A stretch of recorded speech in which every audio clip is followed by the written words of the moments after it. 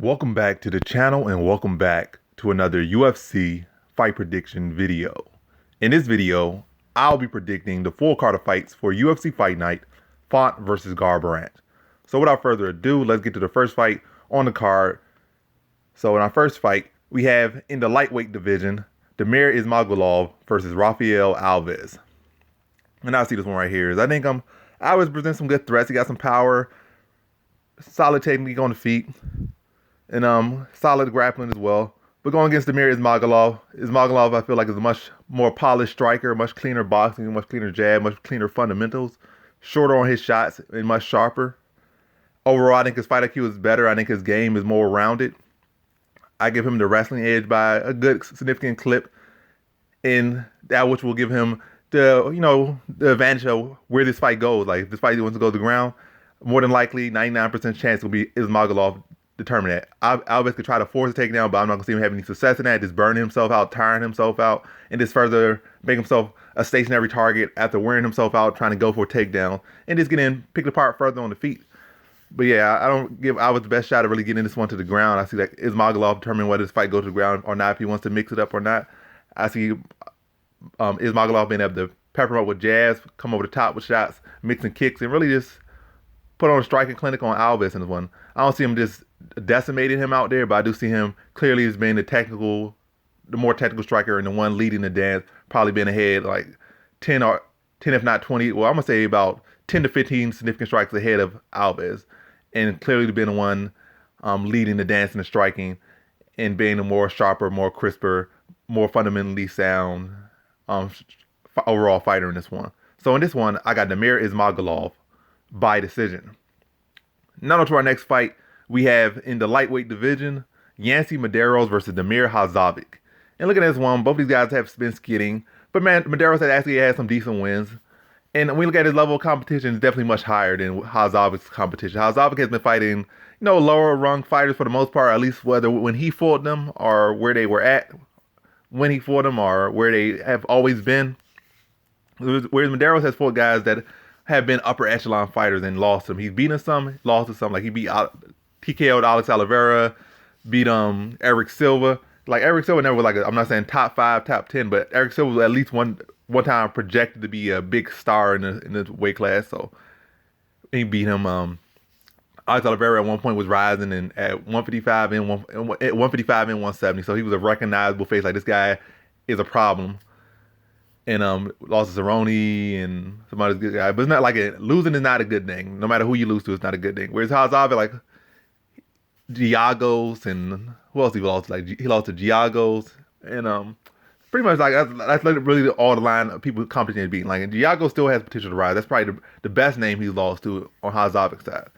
And he did beat Marston held, but that was a fight where he got literally held down for the whole fight, and then in last 2 minutes or something, he was able to maybe smartly was setting up the whole fight. Marston held, going for a rolling leg lock, hit him with a knee, and I was able to get a TKO victory over him. But again, overall has not really been fighting the best competition and been losing to the worst competition.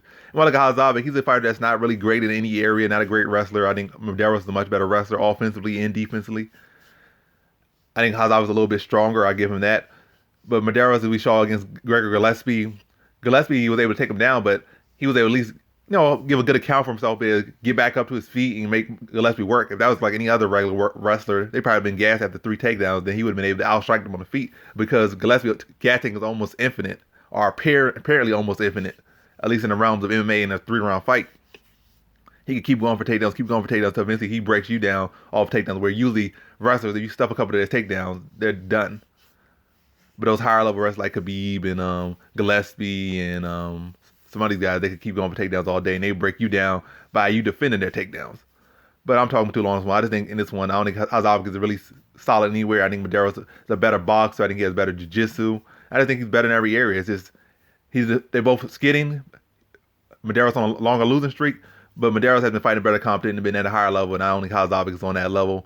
I just see Medeiros outstrike. I see a fun fight, but I see Medeiros. Matter of fact, I almost go from switch my pick up a little bit. Still Medeiros, but I almost think a stoppage. I think he stops him in the 3rd round. A fun fight. Medeiros definitely can get caught a lot. So a fun back and forth fight, but Medeiros just been able to be a more cleaner fighter outside of defense and being able to push harder and break Hadzovic down and stop him in that third round. So in this one, I have Yancy Medeiros via third round TKO. Now to our next fight, we have in the featherweight division, Joshua Culibao versus Yilan Shah. And I see this one right here. I think Yilan Shah is more of a one-dimensional fighter. He wants to take you down and dominate you. And he's been doing it at a very low level, not the highest level. On a little bit of the shorter side. And on the feet, definitely, like I said, he's open on the feet because he's be looking to level change and don't really set it up the best with his hands. So that's why he'd be caught with that right hand or caught with that straight. And I think Joshua Culibao, he has less fights, has been fighting at a much higher level. And now that he's been with the last, 2 or 3 fights, he's been in the full training camp and not just being a part-time. He's been a full-time fighter, not a part-time fighter. I think we have definitely seen what he can do when he's a full-time fighter in the last couple fights. So I think that's going to show. And just to get to the point, I just think Culibao is the more rounded out fighter, the more has fought the better competition. And he definitely has the wrestling defense and the skills to be able to neutralize Shah's wrestling and grappling for the most part. Then keep it on the feet and be able to land those shots and walk him into the straights, pepper him with a jab. And I think he gets him out of there in the first round. So in this one, I have Joshua Culibao via first round TKO. Now to our next fight, we have in the flyweight division, Victor Rodriguez versus Bruno Silva. So looking at this one, Victor Rodriguez did have like some little Muay Thai record. I think it was like less than 10 fights. So nothing really to write home about. Not at the highest level at all. Probably regional at best. Your local, very, very local. Nobody even fights here of any, or any recognition type Muay Thai competition fights. And it showed even his last fight against Adrian Nance, where he just got put on the highlight reel. Like, his striking is not the best. And he actually was trying to be a wrestler in that one, and that wasn't working out for him. So striking, nothing to write home about. Wrestling, nothing to write home about. But like I said, he's a decent enough fighter to get to the UFC, but I'm not saying he's a fighter that can stick around the UFC unless he really starts to go back and redefine himself and do some refinements. And really, I think he needs to step out of UFC and add like 10 more fights, probably 10 more wins in my opinion, and then come back to UFC. And then maybe he'll have a run or something, or he'll be able to stick around. But right now, I just don't see it. I think Bruno Silva is the much better fighter than every year. I think he beat him in a striking match. I think he beat him in a grappling match. Definitely a grappling match, definitely striking match, and definitely an MMA match. I just think Bruno Silva is able to outstrike him on the feet, break him down. Over the course of the first round, probably get a drop in that first round, and already have him on shaky legs in that second round, put the pressure on him, then take him down or knock him down, and then tap him out in that second round. So in this one, I have Bruno Silva via second round submission. Now to our next fight, we have in the welterweight division, Claudio Silva versus Court McGee. So in this one, Court McGee does have an opportunity because he is such a well-rounded fighter, and Claudio Silva, it kind of falls into the one-dimensional path. But like, he's a fighter that wants to get into the ground and put his jiu-jitsu on you, put his BJJ on you, his Brazilian jiu-jitsu on you. He wants to do that to you, but really, at this point, Court McGee is like on a 3-fight losing streak, or maybe even a 4-fight losing streak. And he's been in the same point in his whole career. Like, he's never been a guy like, oh, this guy's rising up the ranks and he's about to be on the cusp of a title shot. Like, he has never in the history of ever been on the cusp of a title shot. Like, he's been in the same spot his whole career. Like, he's in the UFC, but is he actually in the UFC, or is he actually even in the competing to get to it, working his way to a belt, or are he just working his way to be in the same part? Like, he just looked like a fighter somebody that's just clocking in the work their required amount for the year. Like, he just going nowhere. It has been going nowhere for years. So I can't really imagine his fire is all that great. I mean, he might like the fact that he's staying in shape and fighting, but he don't strike me as a guy that's trying to see himself to a title, or even can visualize himself. I could beat Kamaru Usman, or I could go up to the middleweight. I could beat Israel Adesanya, or I could do this. If I do this, I do that. It's like, I don't think that's in his mind at all. I think he's like, I could stick around in the UFC. I think his whole goal is to stick around in the UFC. I haven't seen no interviews or nothing, but the man been in literally the same position his whole career. But now it's like he's nearing the door on this big losing streak he's on. So Claudio Silva versus Court McGee, I think it really does come down, if, like I said, Court McGee has the opportunity of just being more well-rounded. He's not really phenomenal in any area, but he's not bad in any area. He got a good fighter. I mean, he got, not I want to say great fighter IQ, but he has a wealth of experience, and that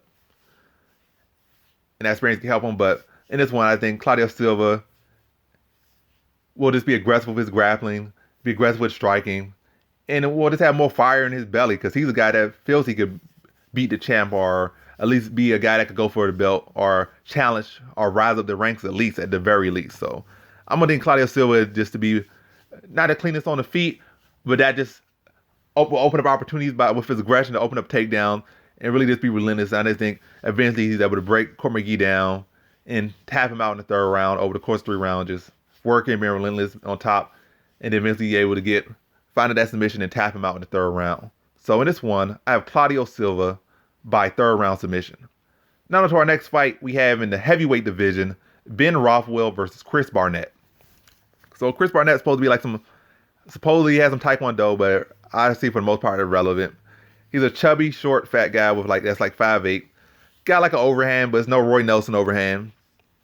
And beat some, mostly, I would say out of his whole career, he only has maybe 1 or 2 credible competition and barely credible. Outside of that, his competition has been hilariously, comedically mediocre, like laughable, disgustingly mediocre. And it's like he's kind of like a joke fighter almost in a way. Like his career is a joke in a way. Like he's just an entertainment fighter, but not a fighter to be taken seriously. And even at 40 or 41, however Ben Rothwell is, Ben Rothwell will be like 6'4", 6'5", taller, much bigger, much more experienced. Already got a sturdy chin, so a guy that's just throwing a sloppy overhand and ugly jumping, spinning kicks, and a bunch of little sloppy stuff and rolling around on the big belly and stuff ain't gonna really faze Ben Rothwell too much. I just think Ben Rothwell's gonna be able to either take the overhand or just be able to just time it, counter it, land a big shot on him and knock him out and just swarm him and put him out there. And I just think Ben Rothwell puts him out pretty early in the first round. I don't think it's much competition at all or much issue. Matter of fact, Ben Rothwell probably could pick him up, slam him, and just beat him up however he wants. It's like really Ben Rothwell about whatever he wants. If he wants a submission, he could get a submission. If he wants a knockout, he could get a knockout. If he wanted to take this decision, he could do that. But I see a first round knockout. So in this one, I got Ben Rothwell via first round TKO. Now to our next fight, we have in our prelim headliner in the featherweight division, Bill Algeo versus Ricardo Ramos. So when I look at this one, I look at Bill Algeo. I think he's the much more dangerous striker between the two, much more versatile, much more power, and is the more technical, experienced striker between the two. Ramos might have a slight BJJ advantage, but I don't rate his wrestling all that high. And Bill Algeo, I think, is a black belt himself in BJJ. And even we saw against Lamas, it's like at no point was Lamas actually been able to just have a safe fight. Lamas was in danger literally the whole fight, but was able to secure some top position and like with some veteran experience. And like the Lamas is like no joke himself. Lamas has a lot of experience, one of the better BJJ. I would rate Lamas BJJ higher than Ramos BJJ. And again, he still had issue with him, so it was a very tough, hard fight for Ramos. I mean, not Ramos, but Lamas, not Ramos, Lamas.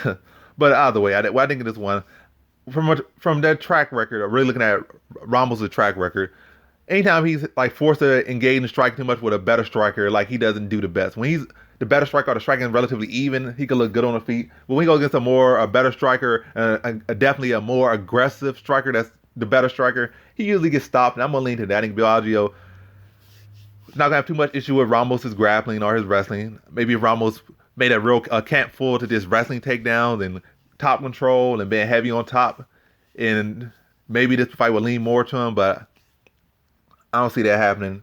I just see him maybe having limited success there, but then once the fight gets on the feet for too long, like any bit of an extended amount of time, I see Bill Algeo being to land on him consecutively and then be able to put him out of there. And I think that happens in the second round. So in this one, I have Bill Algeo by second round TKO. Now to our main event. I mean, not our main event, our main card. So in our first fight on the main card, we have in the middleweight division, Jack Hermansson versus Edmund Shahbazyan. And how I see this one right here is I think Shahbazyan is a very nice talent. I can see why he might feel like this is a better matchup for him than Brunson, or at least maybe to get back to where he don't feel like this is a bad matchup, or feels like it's even a decent or good matchup for him. Because Jack Hermansson isn't necessarily a wrestler. Like he's not a guy that's good at going for doubles or singles or anything like that. He goes for like body lock takedowns. And Shahbazyan, I guess, did train with a lot of judo people like Rousey and probably got a lot of knowledge from them. So, and who's that other guy that I was going to think about? But I'm not even going to try to look up the names right now because my memory not all that great at the moment, especially trying to dig back to UFC veterans. Oh, Carl Parisian. So I think he probably trained with Carl Parisian at one point. Don't quote me on that, but he's probably been around a couple good judokas in his career or just training. He's been living in the gym his whole life, born and bred in the gym. So he's probably been around a lot of good judoka people. So the upper body locks might be some area where he has better defenses for. So I can see that. On the feet, Hermansson can be a bit of a wilter at times when he's hit with clean shots. So I feel like Shahbazyan does have good opportunities in this one. But I feel like Shahbazyan has shown me more weakness in that one loss to Brunson than Hermansson has shown me necessarily on the feet as far as being the guy that wilts the shots. Because I feel like if Shahbazyan ends up on bottom against Hermansson, that's just not going to be a good night. Hermansson is one of the worst people in the whole sport, pound for pound, to be up underneath him. Once he's on top of you, he's heavy on top, and it's almost a wrap for just about anyone if you end up underneath Hermansson. Like I said, just about anyone.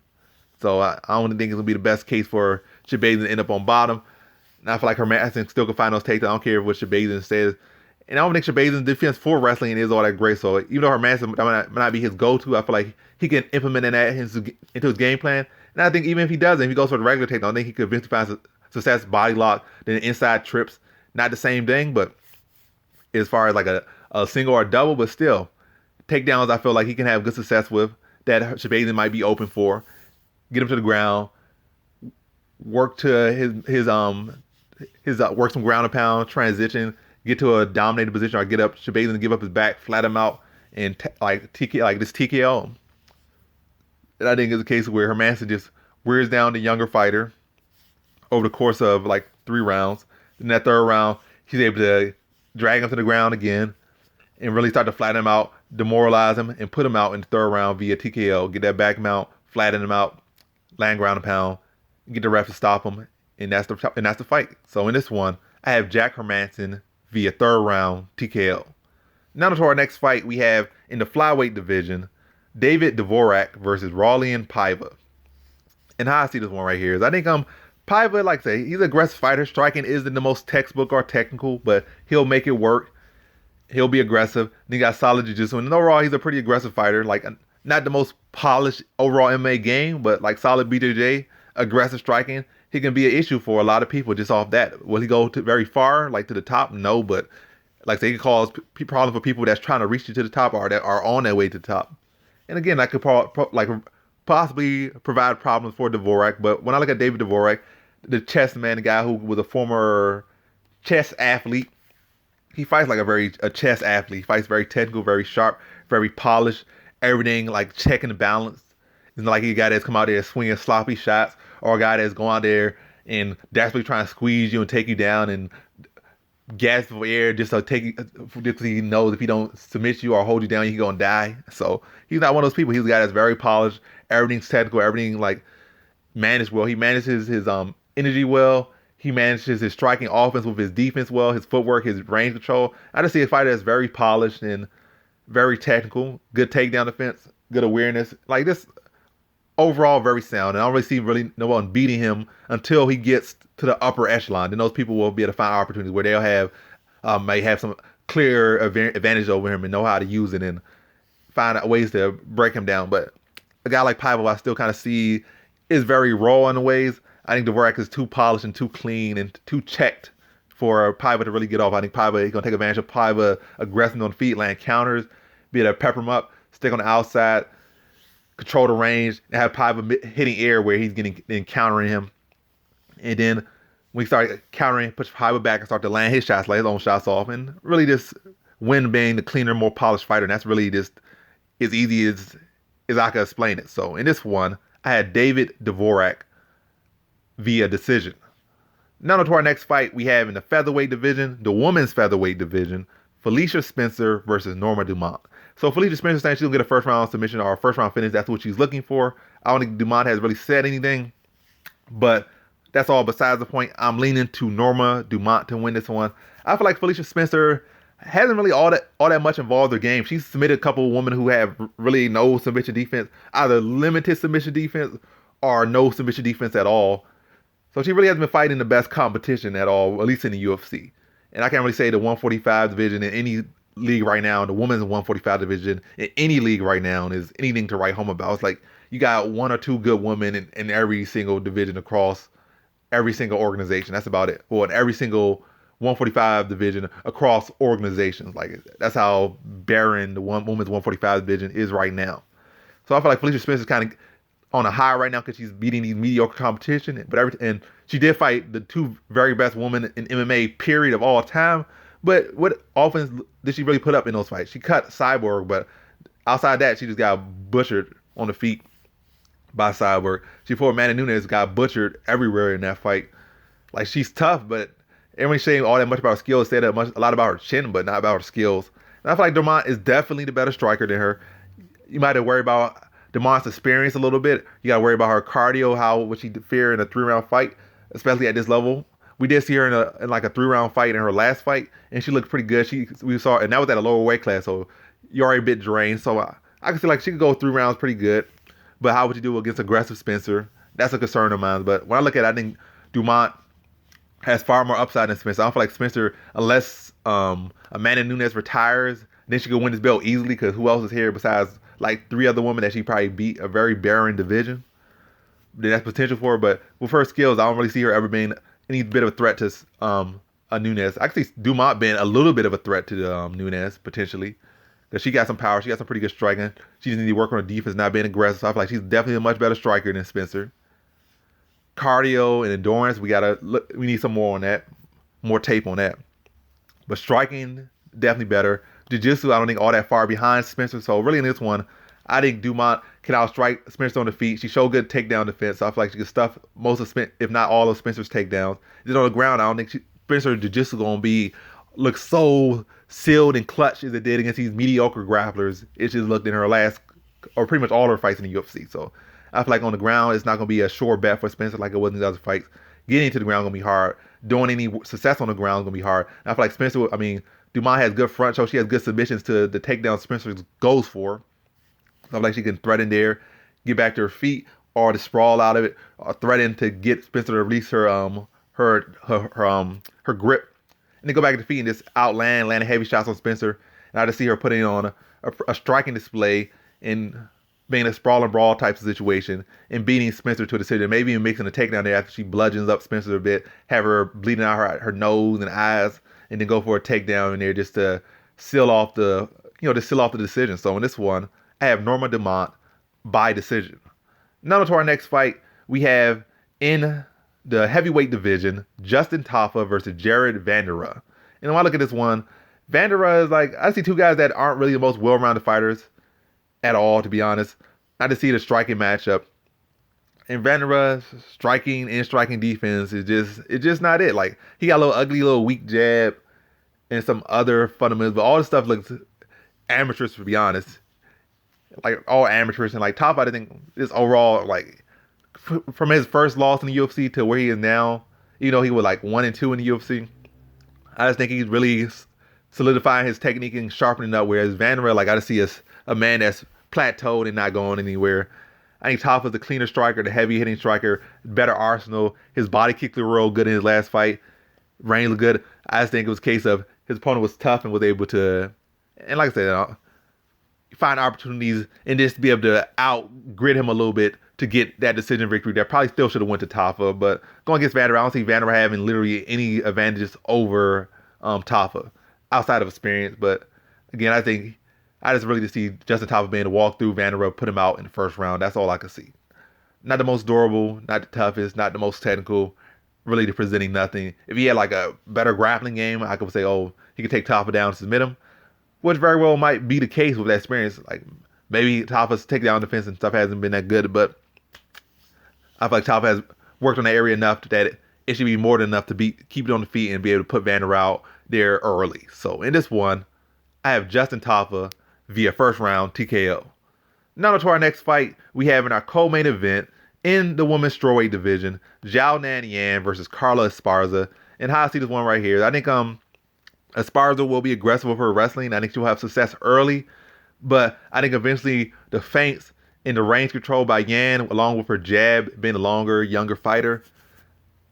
And then when I look at Yan early on, a lot of her fights, she might give a takedown to literally anyone in the first round, or maybe the second round, or the first or second round. But by that third round, she gets a good feel for their timing, their setups, and really is able to just shut down her opponent's takedowns.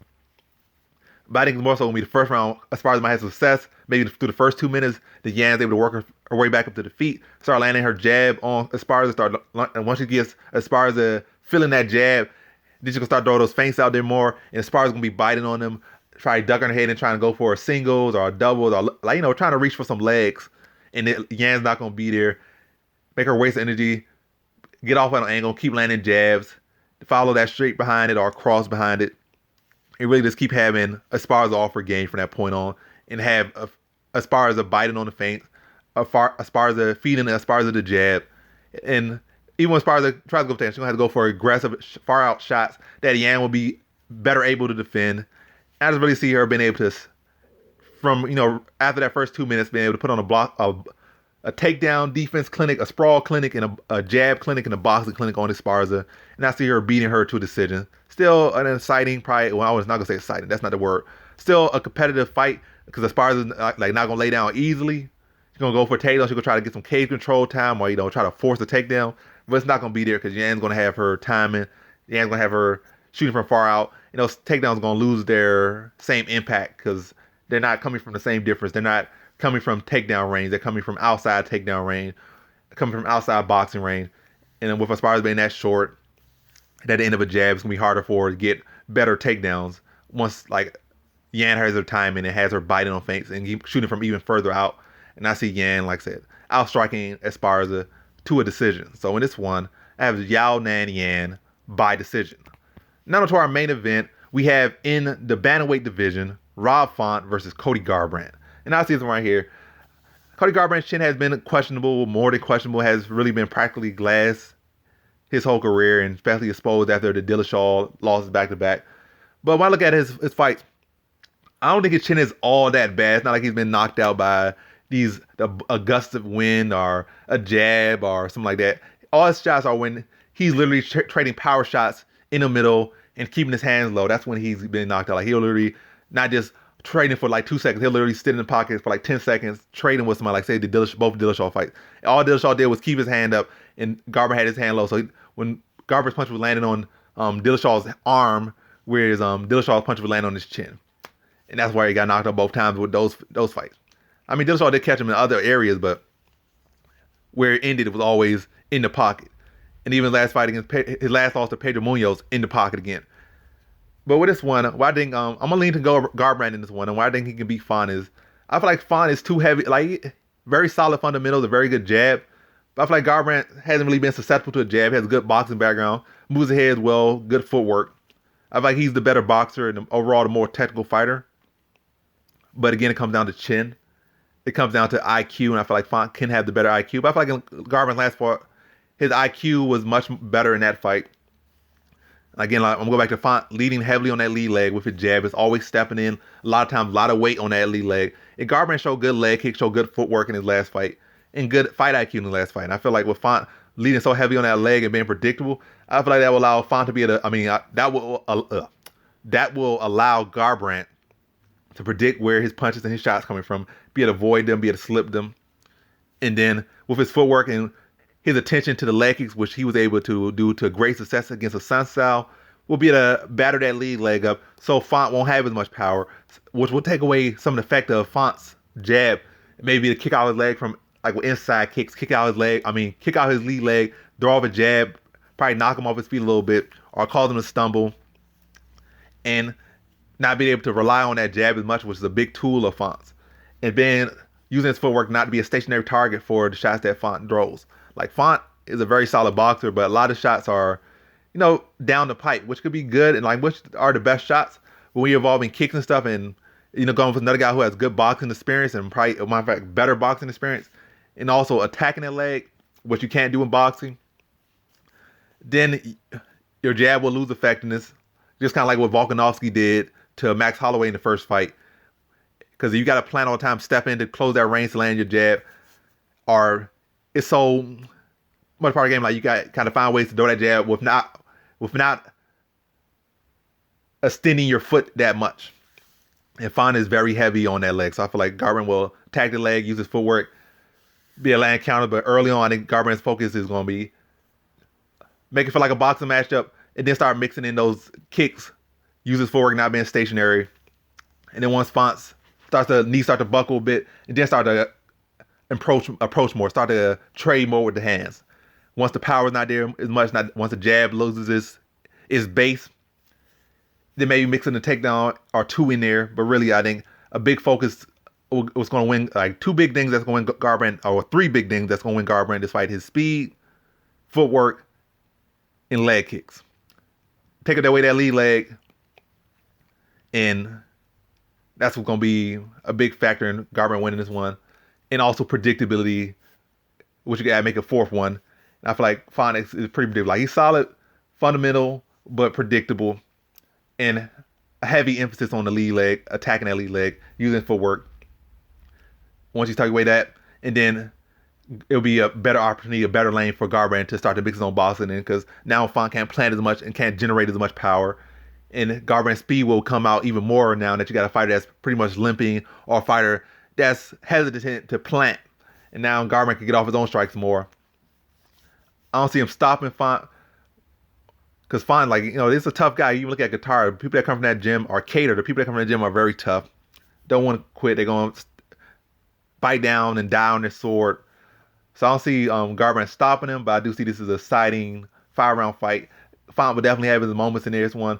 Definitely he could frustrate Garbrandt with his jab and get Garbrandt to bite down his mouthpiece and try to make it a dog fight. I definitely see Font winning a dog fight. But if Garbrandt can stay composed, do what needs to be done, and stick to a game plan, and like really just focus on taking away his lead leg, and then letting off his strike, instead of early on getting frustrated by the jab or not finding success with that leg kicks, and then Font getting off with the jab. Again, Font could find success. All it takes is one shot. Font, when Garbrandt has that chin and Font has his power like that, all it takes is one shot. All it takes is a jab or something, keeping getting Garbrandt frustrated, and then Garbrandt like dropping his hands, and then Font being able to let his power shot go, let a straight go, let a hook go, let an uppercut go, and that'd be all she wrote for Garbrandt. But I see Garbrandt being composed in this one, sticking to a game plan, and finding his path to a decision. So in this one, I got Cody Garbrandt by decision. And that concludes my fight predictions for the full card of fights for UFC Fight Night, Font versus Garbrandt. And as always, thanks for watching.